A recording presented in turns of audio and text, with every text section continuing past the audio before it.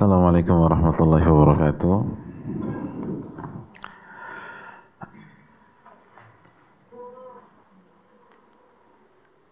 Apa kabar semua? Alhamdulillah, alhamdulillah, alhamdulillah, alhamdulillah. Ya. Bismillahirrahmanirrahim. Alhamdulillahirabbil alamin. Wabihi nasta'in ala umuri dunya waddin, wassalatu wassalamu ala asyrafil anbiya'i wal mursalin wa ala alihi wa sahbihi wa man sara ala nahjihi bi ihsanin ila yaumidin wa ba'd. Teman-teman semua, alhamdulillah kita bersyukur kepada Allah Subhanahu wa taala yang kembali mempertemukan kita. Dan kita meminta pertolongan kepada Allah agar memberikan ilmu yang bermanfaat. Dan marilah kita memperkuat syahadatain kita, asyhadu an la ilaha illallah wa anna muhammadan rasulullah. Tidak ada ilah yang berhak diibadahi kecuali Allah, dan Nabi Muhammad SAW adalah hamba dan utusannya. Maka marilah kita mengucapkan salam dan bersalawat kepada Nabi kita Sallallahu Alaihi Wasallam. Hadirin yang Allah muliakan,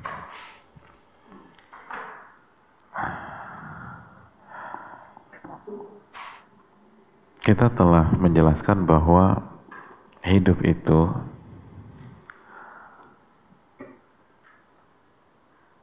secara umum isinya tentang keberhasilan dan kegagalan.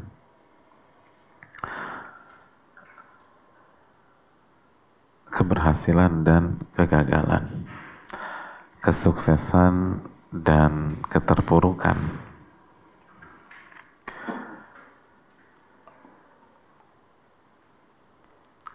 Berhasil dan gagal tidak bisa dipisahkan dengan diri seorang anak manusia.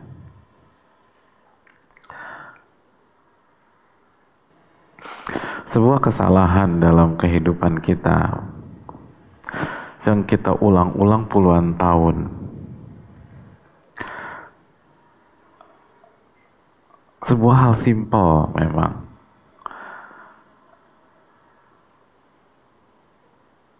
yaitu kita itu ketika berhasil dalam kehidupan dunia, ketika mendapatkan sebuah hal, meraih pencapaian,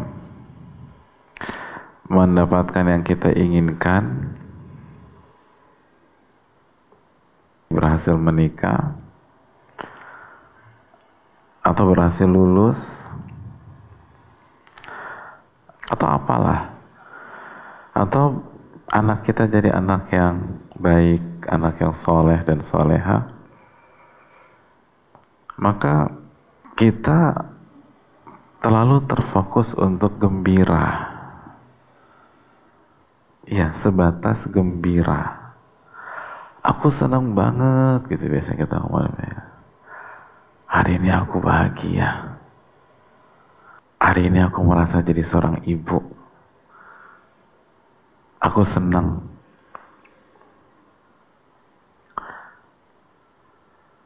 Ketika lulus kuliah, wah senang udah.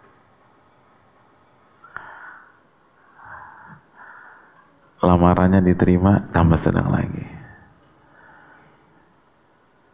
Sebaliknya, ketika kita gagal,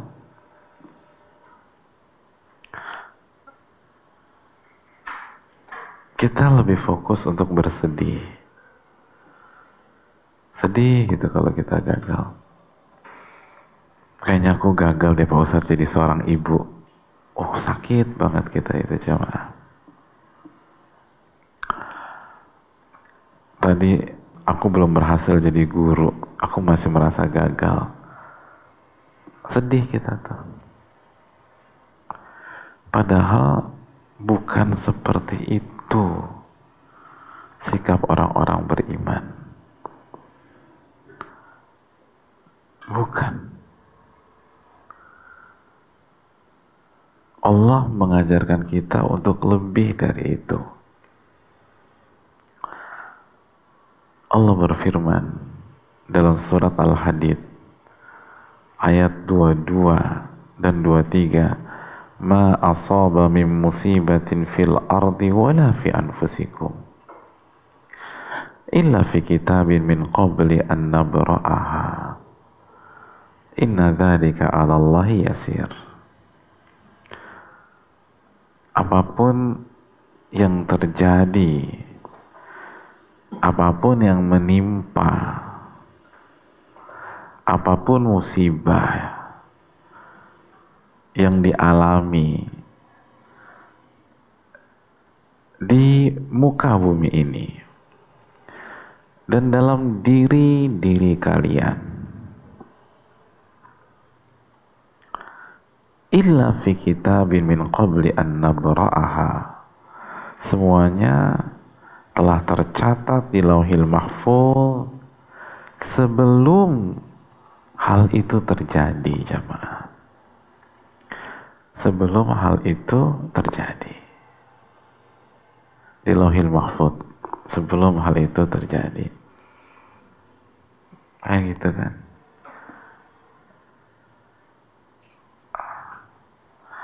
Ketika anak kita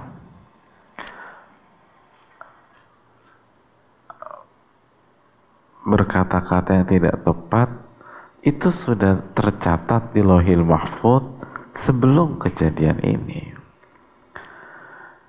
Ketika murid-murid kita nggak paham-paham, itu udah tercatat di Lauhil Mahfuz sebelum kejadian tersebut.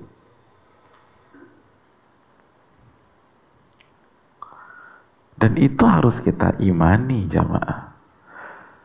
Sangat mudah untuk Allah berbuat seperti itu. Harus kita imani. Nah, buah dari iman itu apa sih? Apa yang membedakan ketika seseorang beriman kepada takdir, bahwa ini sudah dicatat, dengan orang yang nggak beriman kepada takdir? Jawabannya ada di ayat berikutnya. Likaila ta'sau ala ma fatakum wala tafrahu bima atakum, agar kalian tidak putus asa, agar kalian tidak terlalu bersedih terhadap apa yang kalian gagal dapatkan.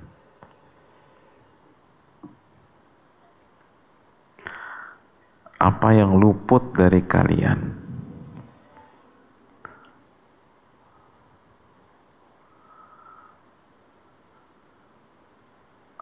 Dan kalian tidak terlalu gembira ketika mendapatkan keinginan kalian.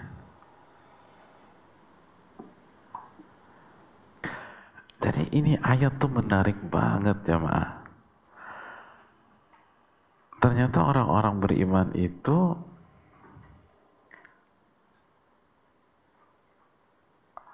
dididik oleh Allah untuk tidak terlalu bersedih ketika gagal, ketika nggak dapat apa yang dia inginkan.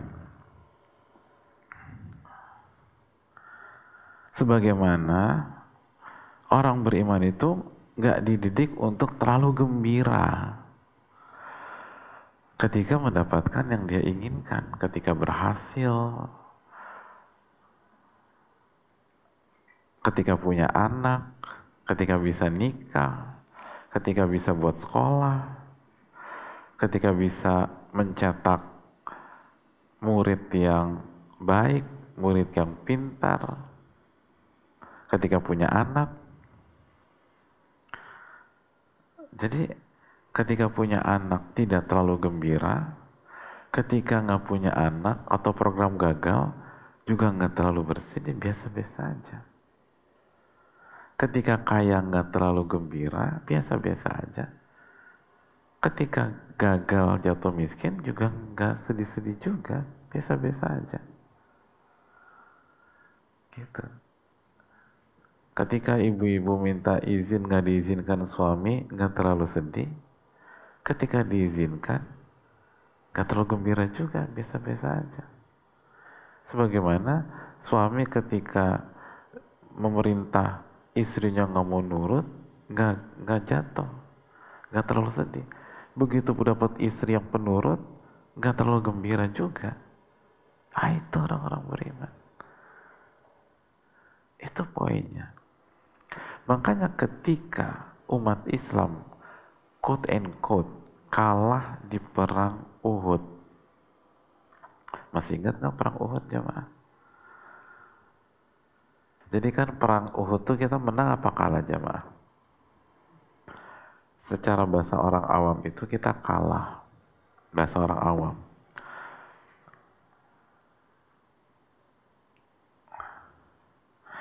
Kenapa kita kalah? Karena salah satu faktor utamanya pasukan pemanah khilaf dan tidak ikut instruksi Rasul Shallallahu Alaihi Wasallam. Nah, jadi ada gambaran ya bagaimana kondisi pada saat itu. Pulang ke Madinah kalah perang dan sangat terpukul, down. Dan kenapa mereka kalah perang? Karena mereka menyelisih instruksi.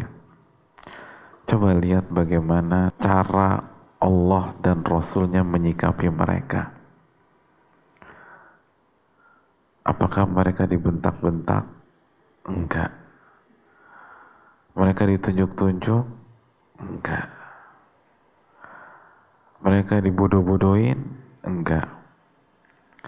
Allah turunkan ayat surat Ali Imran ayat 139.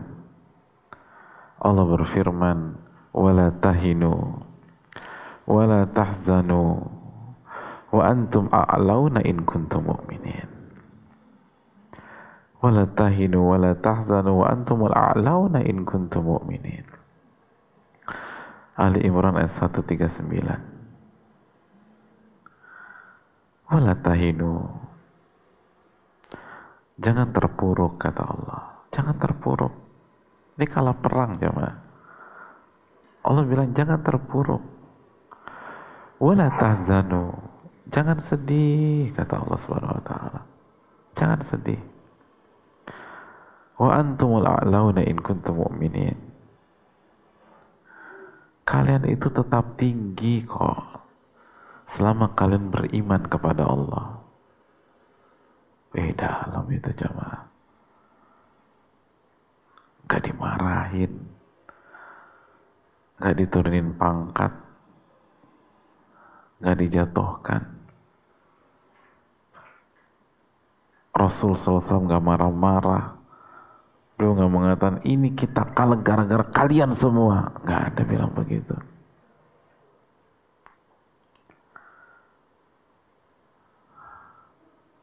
Justru dihibur. Wala tahinu wala tahzanu. Jangan terpuruk dan jangan sedih. Lihat korelasinya dengan Al-Hadid ayat 22-23 tadi. Kaila ta'sau ala ma fatakum, agar kalian tidak terlalu sedih dan putus asa kalau tidak mendapatkan sesuatu. Dan tidak tenggelam dalam euforia kesenangan ketika mendapatkan sesuatu.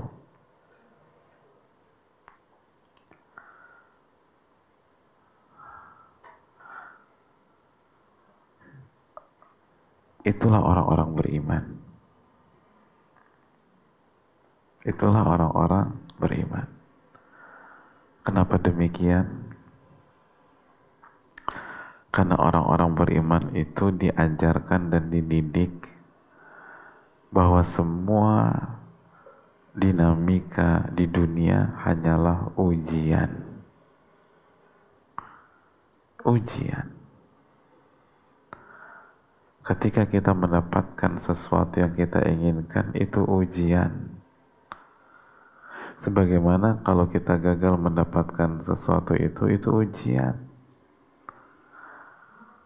Maka kira-kira cocok nggak kalau kita begitu terpuruk dan hancur ketika nggak dapat apa yang kita inginkan? Nggak cocok, karena itu bukan semata kegagalan, itu ujian.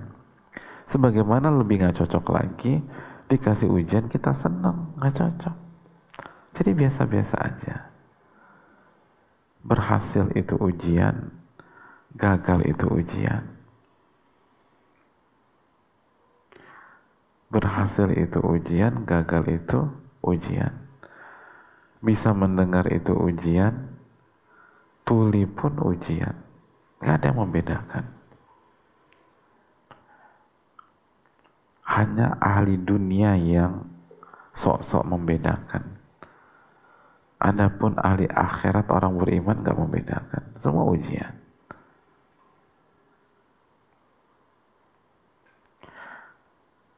Maka perhatian orang-orang beriman, bagaimana, ini penting, bagaimana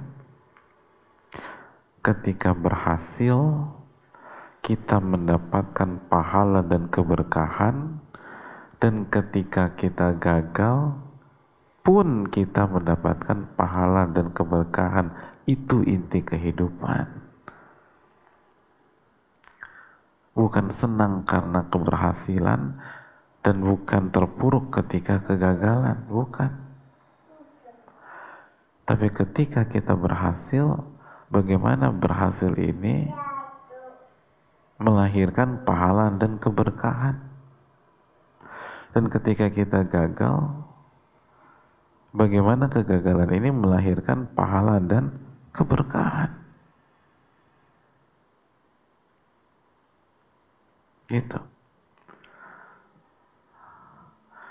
Ketika kita sudah ngajarin anak-anak didik kita, udah jungkir balik kita ajarkan, mereka nggak paham-paham juga.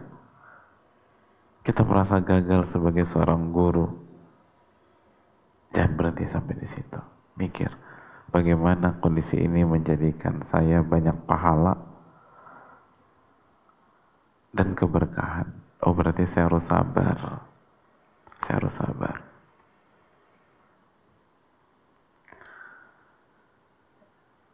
Ketika anak kita jadi anak yang soleh dan soleha, jangan tenggelam dalam euforia. Tapi bagaimana keberhasilan ini memberikan pahala dan keberkahan.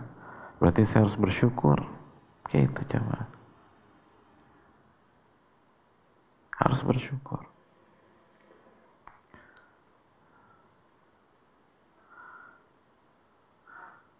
Ketika kita berharap istri kita ke kanan, tapi dia ke kiri, jangan terpuruk. Bagaimana kita dapat pahala dan keberkahan? Oh, kita harus sabar. Coba lagi. Sabar. Doain lagi. Sabar. Minta sama Allah lagi. Gitu jemaah. Begitu juga sebaliknya. Ketika ngeliat suami, aduh suami saya ini kok begini amat. Jangan sedih. Gak ada yang ngajarin kita untuk itu. Cari pahala dan keberkahan. Makanya Asia ketika ngadepin Fir'aun, beliau gak terpuruk jemaah. Padahal ngadepin suami yang namanya Fir'aun. Kenapa demikian? Karena Fir'aun di mata Asia adalah lumbung pahala dan keberkahan. Makanya alih-alih komplainin Fir'aun, Asia justru menghabiskan waktu beliau untuk berdoa. Apa doanya? Dalam surat At-Tahrim ayat 11, ia berdoa, Rabbi benili indaka baitan fil jannah wa najjini min fir'auna wa amalihi wa najjini minal qawmil zalimin. Rabbi benili, At-Tahrim ayat 11, Rabbi benili indaka baitan fil jannah. Ya Allah, bangunkan untukku rumah di surga. Lihat, ketika rumah tangganya gagal rumah tangganya, Bu. Bukan gagal cerai lagi, beliau dibunuh sama suaminya sendiri. Itu kan separah-parahnya kegagalan rumah tangga. Tapi lihat bagaimana cara orang-orang beriman itu bermain. Minta kepada Allah, ya Allah buatkan aku rumah di surga. Wa najjini min fir'auna wa amalihi. Ya Allah selamatkan aku dari Fir'aun dan perbuatan-perbuatannya. Dan selamatkan aku dari orang-orang zalim. Sehingga ini ajaib. Asia jadi wanita terbaik di dunia di tengah-tengah hancurnya rumah tangga beliau. Wih, itu luar biasa. Itu benar-benar mind blowing. Nah, itu kata Sean itu. Orang tuh selama ini kita tuh berpikir polanya orang yang berhasil di antara syarat dan kriterianya rumah tangganya berhasil juga. Makanya mereka jangan bicara macam-macam lah kalau nggak bisa urus rumah tangga atau didik keluarga. Asia rumah tangganya berantakan. Tapi dari puing-puing hancurnya rumah tangga beliau itulah beliau menjadi wanita terbaik di dunia. Itu orang beriman, jamaah. Itu orang beriman. Makanya gak boleh teman-teman menjadikan tuli itu sebagai alasan tidak beramal, tidak beribadah, dan tidak berkarya. Gak ada ceritanya tuh. Gak boleh ada satupun dari teman-teman yang menjadikan tuli sebagai alasan untuk tidak beramal, tidak beribadah, dan tidak berkarya. Tidak boleh ada satupun teman-teman yang menjadikan tuli sebagai alasan untuk minder, tidak optimis, untuk pesimis. Gak ada ceritanya. Ini Asia bersinar di atas puing-puing kehancuran rumah tangganya.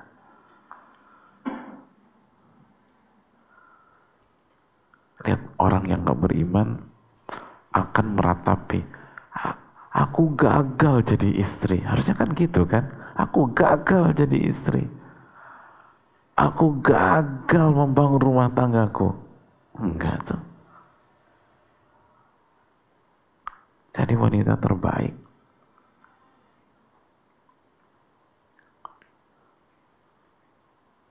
Ini yang harus kita camkan, teman-teman.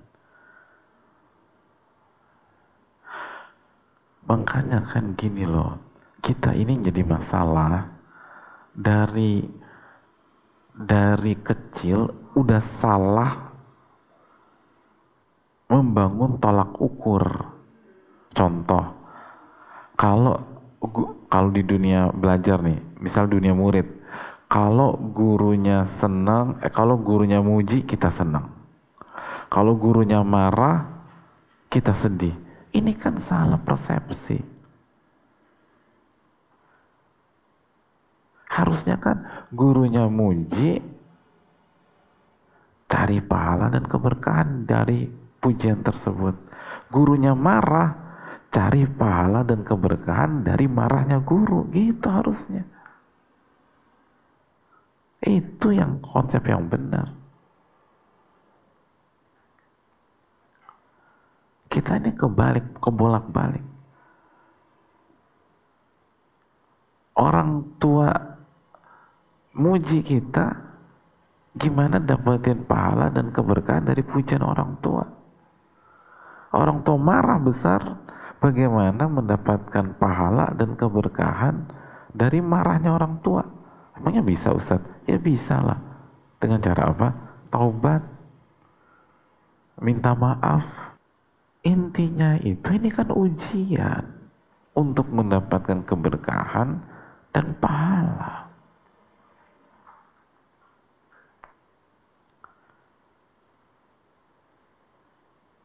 Itu poinnya.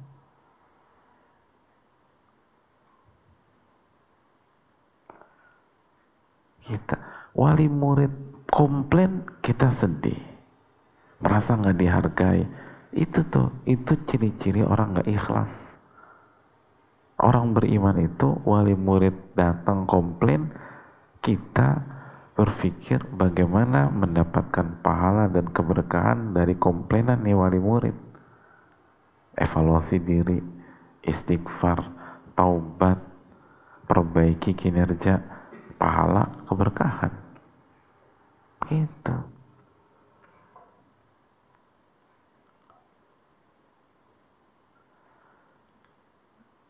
Itulah konsep kita. Makanya enak jadi orang beriman. Gagal itu nggak sedih. Bahkan dihibur sama Allah Subhanahu wa taala, wala tahinu wala tahzanu wa antumul a'launa in kuntum mu'minin. Kita udah baca ayatnya tadi. Jangan terpuruk, jangan sedih, kalian itu mulia, kalian tuh tinggi jika kalian beriman kepada Allah. Biasa aja. Lihat Nabi SAW ketika menjenguk Ummul Ala, seorang sahabiat, seorang wanita yang sakit keras pada saat itu. Alih-alih tenggelam di dalam samudra kesedihan, Nabi SAW justru mengatakan kepada Ummul Ala, absyiri ya Ummul Ala. Ummul Ala, gembira dong. Kenapa sedih? Gembira.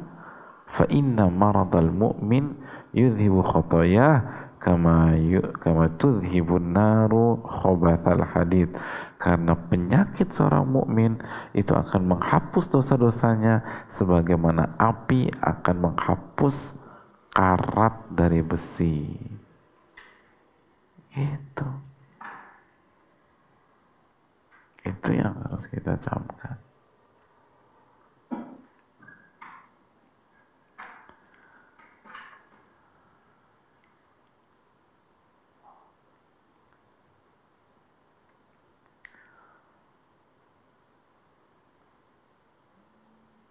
Berhasil tidak terlalu gembira, gagal nggak terlalu bersedih, gitu orang muslim. Karena bukan itu konsep kehidupan. Kalau kita punya konsep berhasil kita senang, gagal kita sedih, kita akan jadi orang-orang yang rapuh, benar deh, rapuh, gak kuat. Tapi kalau biasa-biasa aja, oh ya, itu orang kuat tuh.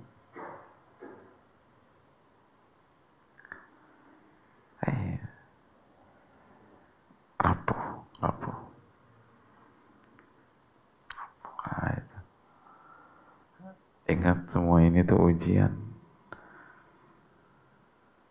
Kita cari pahala dan cari keberkahan. Dan otomatis kita akan bahagia. Ya, saya rasa cukup sampai di sini. Terima kasih banyak, senang bisa belajar dengan antum semua. Kita cukupkan dengan doa kafaratul majelis. Subhanakallah bihamdika asyhadu la ilaha illa anta astaghfiruka wa atubu ilaik. Assalamualaikum warahmatullahi wabarakatuh.